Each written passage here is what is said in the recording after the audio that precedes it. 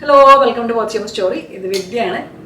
നമ്മൾ ഇന്ന് ഒരു കലംകാരി പെയിൻറ്റിങ് ഫ്രെയിം ചെയ്യാൻ പോവാണ്. ഇതൊരു ഒറിജിനൽ കലംകാരി പെയിൻറ്റിംഗ് ആണ് by a very famous artist call Shivaprasad Reddy.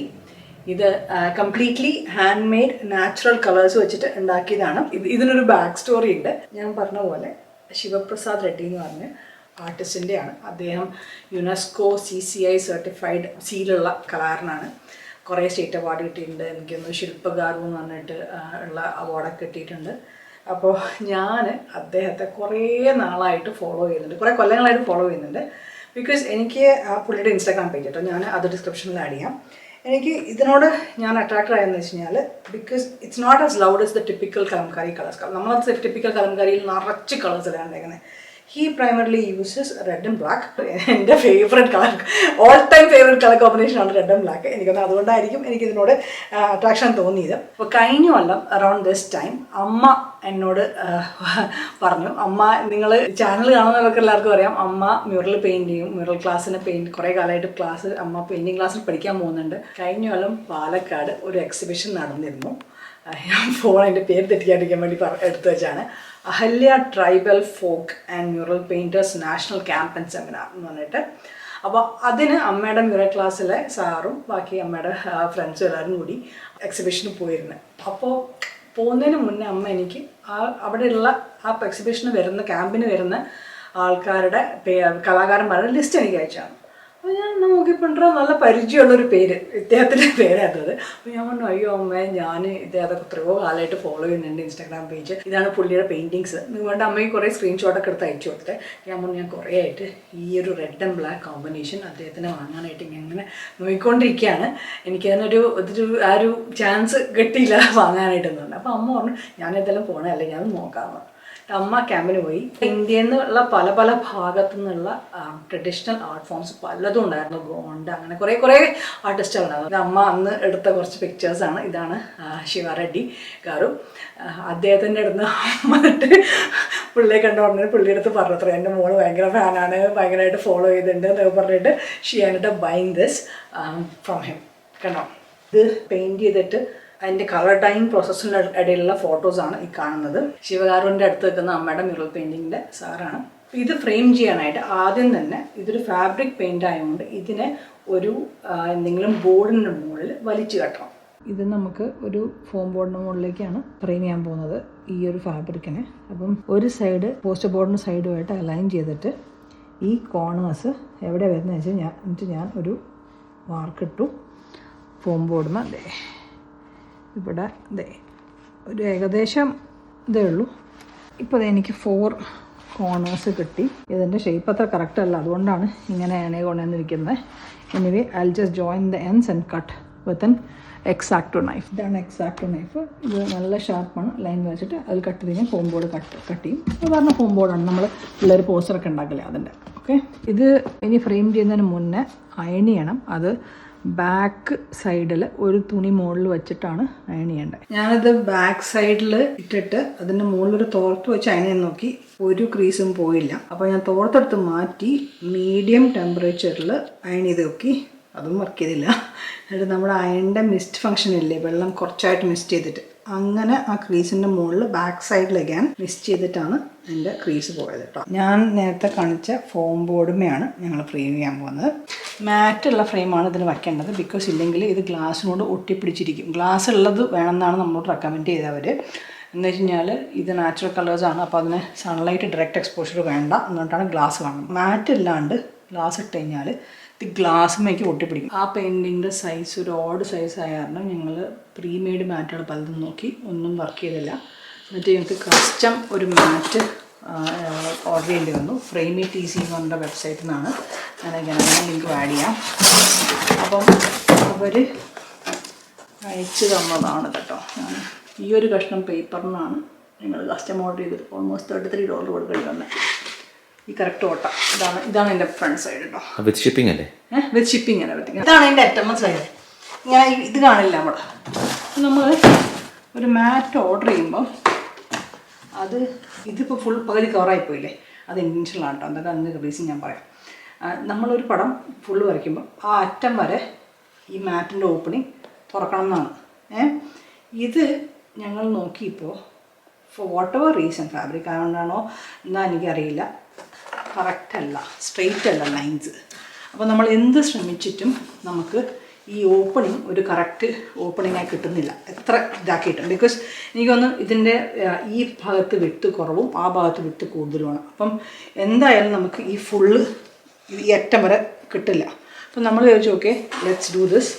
നമുക്കിതിൻ്റെ നടുഭാഗത്ത് കണ്ട ഈ നടുക്കത്തെ വട്ടം അങ്ങനെ ഓപ്പണിങ് ചെയ്യാമെന്ന് വെച്ചിട്ടാണ്, അതാണ് ഞങ്ങൾ മെഷർമെൻറ്റ് കൊടുത്തത്. അപ്പോൾ ഇനിയിപ്പോൾ നമുക്ക് ഇത് ഫാബ്രിക് ഫ്രെയിം ചെയ്യാം. ഒക്കെ ഞാൻ വലിയ സയൻറ്റിഫിക് മെത്തേഡൊന്നുമല്ല യൂസ് ചെയ്യുന്നത്, നേരത്തെ മുറിച്ച് വെച്ച പടം. This is the back side. Post board നേരത്തെ മുറിച്ച് വരെയൊക്കെ ചെയ്തിട്ടുള്ളത്. എന്തറിയോ, അത് ആ എക്സാക്റ്റ് നൈഫ് ഞാൻ ഇത്തിരി ഓവർ ഇതാക്കിയ. പക്ഷേ ഇനി ദാറ്റ്സ് ഓക്കെ. ഈ അറ്റം നമ്മൾ എന്തായാലും കാണിക്കുന്നില്ലല്ലോ. ഇത് ഇങ്ങനെ റാപ്പ് ചെയ്യണം. ഇതിപ്പോൾ ഞാൻ ഗ്ലൂ ഒന്നും ഉപയോഗിക്കുന്നില്ല, because I think cello tape work. Acid free ടേപ്പാണ് നമ്മൾ സാധാരണ ആർട്ട് വർക്കിന് യൂസ് ചെയ്യുക. ഇതിപ്പം ഈ അറ്റത്തല്ലേ, it's not touching the actual art work. തുണി എക്സ്ട്രാ തുണിയാണ് ടച്ച് ചെയ്യുന്നത്. അപ്പോൾ ഞാൻ ടേപ്പ് എന്ന് പറഞ്ഞാൽ ഇത് ഇങ്ങനത്തെ ടേപ്പുകളാണ് കേട്ടോ പറയുന്നത്. ടേപ്പ് യൂസ് ചെയ്യാൻ കാരണം എന്ന് വെച്ചാൽ കറക്റ്റ് അല്ലെങ്കിൽ എളുപ്പത്തിൽ അഡ്ജസ്റ്റ് ചെയ്യാൻ പറ്റും. ഓക്കെ, ഇനിയിപ്പോൾ നമുക്ക് അപ്പർ സൈഡിൽ ചെയ്യാം. ഓക്കെ, വലിച്ചു. ഓക്കെ, ഇത് ചിലപ്പോൾ ഒരാളും കൂടി ഉണ്ടെങ്കിൽ കുറച്ചുകൂടി നല്ലതായിരുന്നു എളുപ്പം. ഓക്കെ, ഇത് വലിച്ച് ഒരു സ്ഥലം കൂടി വലിക്കാം, എന്നിട്ട് നമുക്ക് ചെക്ക് ചെയ്യാം കറക്റ്റാണോ.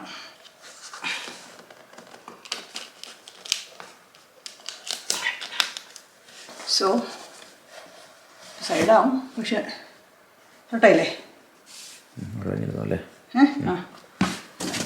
ഇനിയിപ്പോൾ നമുക്ക് ഈ കോർണർ ചെയ്യുന്നതിന് മുന്നേ സൈഡ് ഇതാ വന്നു കഴിഞ്ഞാൽ സൈഡ് അങ്ങോട്ടും ഇങ്ങോട്ടും പുഷാവും. അപ്പോൾ നമ്മൾ വിവരിക്കുമ്പോൾ നമ്മൾ കോർണർ ഗിഫ്റ്റ് റാപ്പ് ചെയ്യുന്ന പോലെ ചെയ്യും. ഇത് കറക്റ്റ് ഉള്ളിലേക്ക് പോയിട്ട്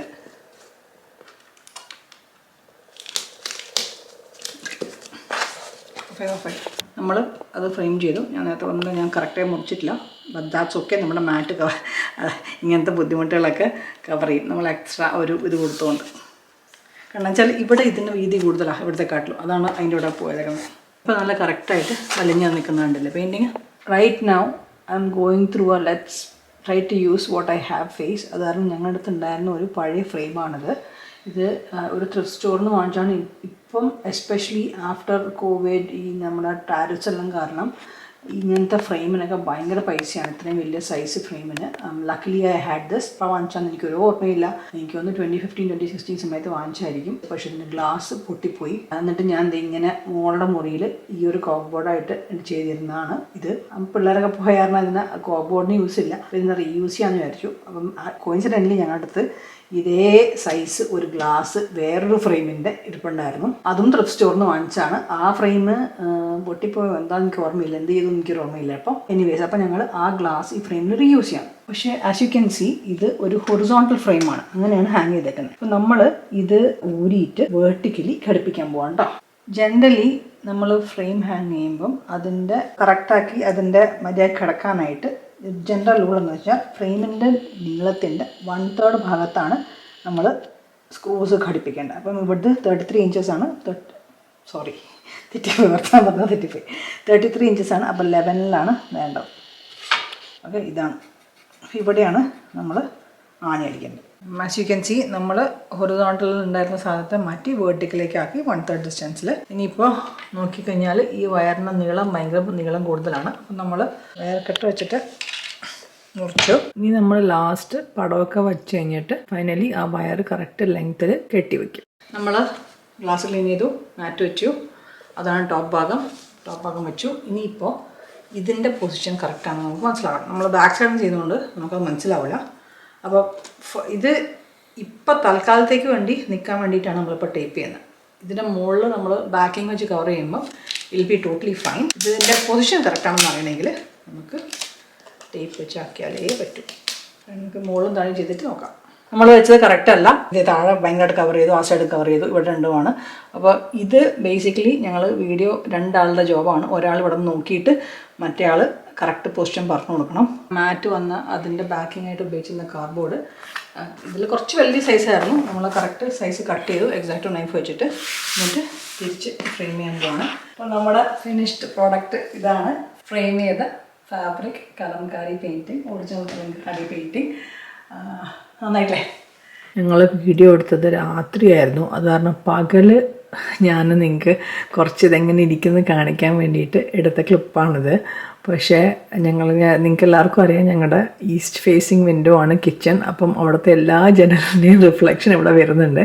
പക്ഷേ എന്നാലും colours R a lot brighter in the morning അല്ലേ? നിങ്ങൾക്ക് കാണാൻ പറ്റുന്നില്ല ശരിക്കും. അപ്പോൾ വേറെ വീഡിയോ ആയിട്ട് പിന്നെ കാണാം കേട്ടോ. Thank you for watching.